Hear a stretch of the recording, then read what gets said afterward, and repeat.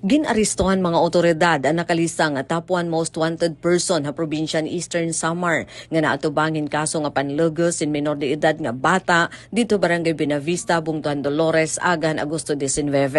Ang suspitsado ingin kilalang alias Romeo, 49 anyos, usa nga parag-uma nga residente na sabi nga lugar. Iniinggin dakop han mga otoridad han Eastern Samar Police Provincial Office kon ESPPO nga pinamumunuan ni Provincial Director Police Colonel Ernesto R. Macasil.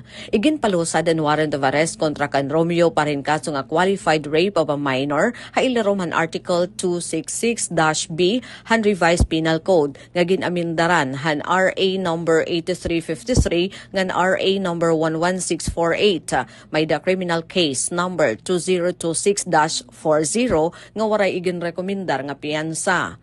Arestado liwatiya kaso nga statutory acts of lasciviousness hailarom han article number 636 sa Revised Penal Code nga may adapiyansa nga naabutin 102,000 pesos.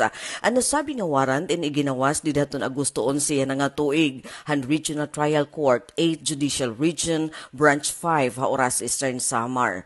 Ang malangpuson nga kadakupan akusado inbungan paningkamutan First Eastern Samar Provincial Mobile Force Company Intelligence Unit an ESPPO, Oras Municipal Police Station, Dolores Municipal Police Station, nganhan 801st Maneuver Company, han Regional Mobile Force Battalion 8. Igin sumata akusado ni iya makatungod dahil laruman balaod, hayinaknan nga yan sa sabtan. Yan na nakapaslak na ha Dolores MPS detention cell nga nakatalaan nga i-turnover ha korte nga nagpalusad ng warrant. Ang pagpanalipod ang aton kabataan ang pinakaimportante ngan pinakasagrado nga obligasyon ng PNP sumalakan Provincial Director Macasil.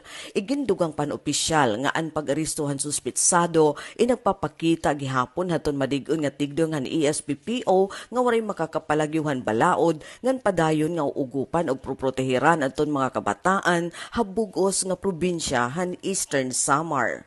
Para habagong Pilipinas, Daisy Lalosa Bilizar, Radyo Pilipinas, Radyo Publiko, Borongan.